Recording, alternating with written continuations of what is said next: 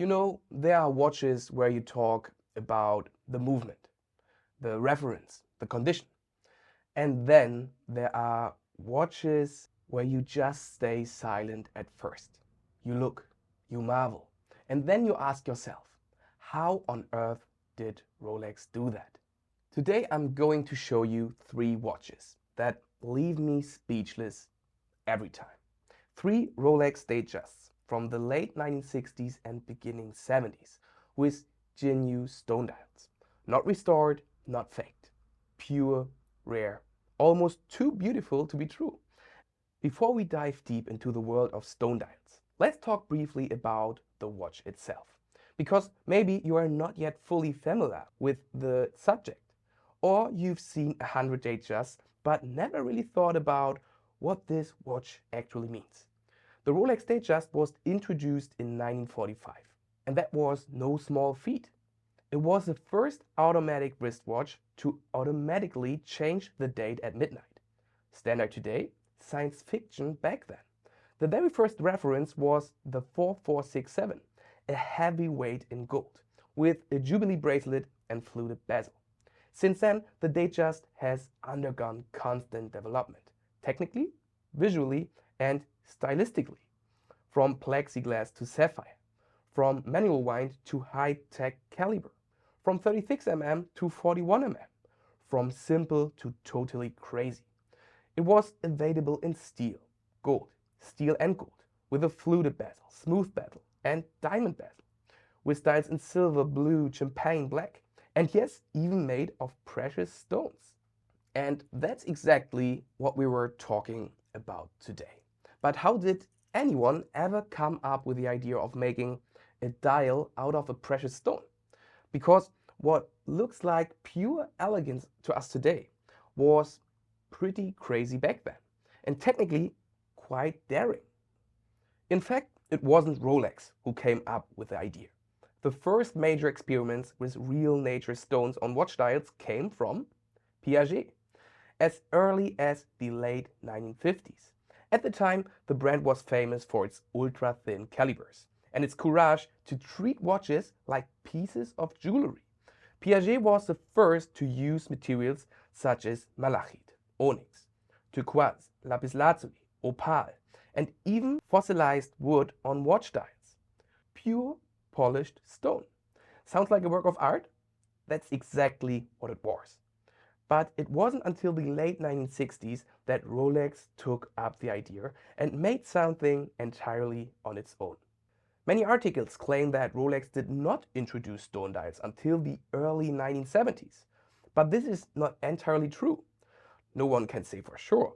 But there are indeed Datejust models with stone dials such as Onyx or Malachite that are clearly dated 1968 or 1969.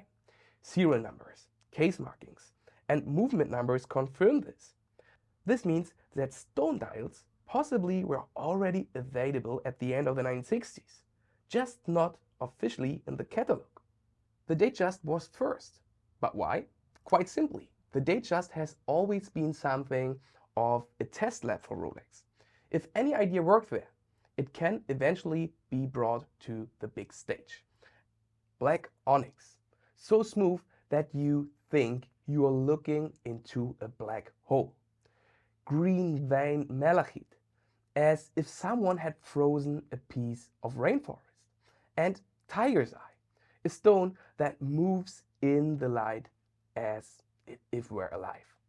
But all this came at a price, not only for the buyer, but also for Rolex itself, because these stones are incredibly delicate. A small crack when drilling the hole for the hands and the dial is ruined. The rejection rate was high, as were the production costs. No wonder there were only a few pieces. And that also explains why prices are skyrocketing today. There were only a few originals, and most are no longer in perfect condition. And each stone is naturally one of a kind. In a world full of steel models with black or white faces, they are an expression of individuality, wearable character, and collectors worldwide are snapping them up.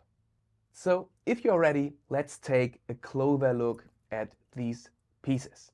3 Datejusts from the Goldammer collection, with an aura you won't find in any other watch. Our journey begins with what is probably the most purest of the three, the Datejust 1601 with an Onyx dial, built in 1969. A watch that appears simple at first glance, perhaps even too simple, but give it 5 seconds.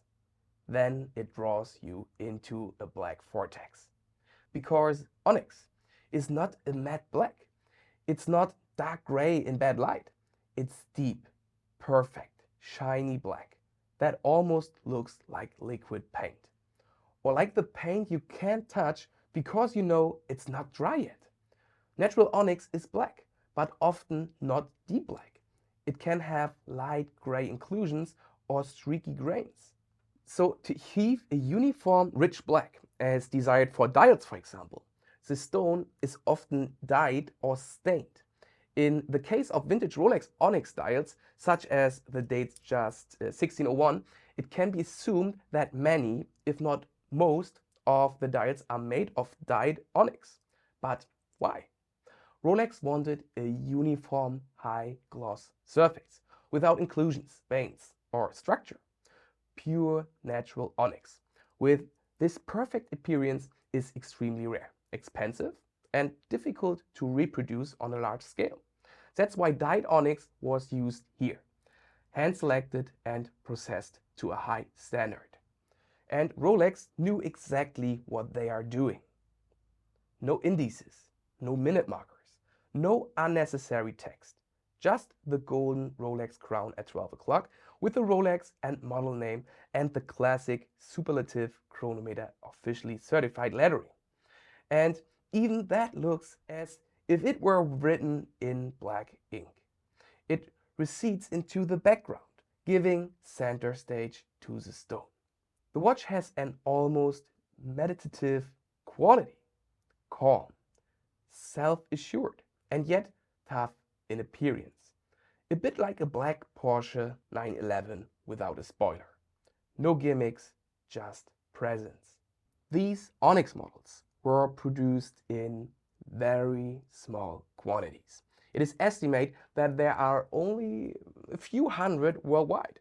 Many of them have cracks, hairline fractures, or leaves that have been reworked. And there's a reason for this. Onyx is brittle. The stone must be cut extremely thin to function as a dial. We're talking about less than a millimeter. One wrong move when drilling for the handshaft and the dial is destroyed. All or nothing. Today, an example in this condition with the original face, no cracks and no restoration, is an absolute rarity. Such a watch with a president bracelet is currently valued at between 45,000 and 65,000 US dollar, depending on condition. 10 years ago, you could get one for the half of that price. But times are changing, and collectors have realized that minimalism is the new luxury. And perhaps that is why this watch in particular, the quietest in the room, has become so loud on the vintage market. After the quiet, deep black appearance of the Onyx Datejust, we come to a real spectacle of color. The Datejust 1601 with a Malachite dial from 1968. And yes, it's okay to make a break for a moment when you see this watch for the first time. Because Malachite is not just a simple green. It is a wild, lively, almost hypnotic interplay of light and dark bands, waves and lines that never repeat themselves. No two dials are alike. It is nature in its most beautiful form, captured under plexiglass. When you look at this dial, you almost feel like you're looking into a satellite image of the Amazon rainforest. Green areas, deep curved lines. It almost looks organic, alive. And it's crazy that Rolex incorporated this stone into a dress watch over 50 years ago. Malachite was already a sought-after stone in ancient times. not only because of its beauty, but also because of its symbolic power. It was said to bring good luck, promote clarity, and protect against negative influences. Whether that's true or not, we will leave open. But on the wrist, this watch definitely feels like the star of the show. But as beautiful as Malachite is, it is also incredibly soft. It ranks only 3 on the Mohs hardness scale, which means it is as soft as a fingernail. What does that mean? Every step on the manufacturing process, sawing, drilling, polishing, is a high risk. Many stones crack during production or broke later. Intact examples are extremely rare today. And of course, that is reflected in the price. This Datejust now costs between 50,000 and 70,000 US dollar, depending on its condition, strap, and originality. For many collectors, that's of course already day territory. But anyone who has seen Malachite in real life understands that this watch is a league of its own. What's particularly interesting is that this model dates back to a time when Rolex was still willing to experiment. And the Malachite Datejust is proof that sometimes it's the bold steps that become icons decades later. Okay, now imagine this. You're holding a watch in your hand, and as you turn it slightly, the dial comes to life. It shimmers. It almost pulsates. Sometimes gold, sometimes honey, then suddenly brown with a hint of bronze. This stone is called Tiger's Eye, and honestly, it lives up to its name. This Datejust 1601 from 1974 is more than just a vintage Rolex. It is a stage for light and shadow, and it plays the leading role. The Tiger's Eye dial is like a chameleon. It reacts to every movement on your wrist. The lines in the stone run across the face, partly in gentle waves, partly in sharp contrasts. It almost looks like a piece of petrified wood. Expect that it glitters like liquid gold. Once you've seen it, you will never forget it. And what makes Tiger's Eye particularly exciting is that the stone not only stands for beauty, but also for symbolism. Even in ancient Egypt, Tiger's Eye was believed to protect the wearer from the evil eye and provide clarity and focus. Sounds a bit esoteric, perhaps, but when you wear this watch, it doesn't feel so far-fetched anymore. And here again, we come back to the familiar theme of fragility. Tiger's Eye consists of quartz fibers, colored by iron oxide. It is significantly harder than malachite, but its fibrous structure also makes it difficult to work with, especially if you want to cut a smooth, thin dial out of it. Many were damaged during processing. Even more were later lost due to hairline cracks. And Rolex never built many of them. Today, the Tiger's Eye Datejust is considered one of the rarest variants ever, not only among stone leaves, but among vintage Datejusts in general.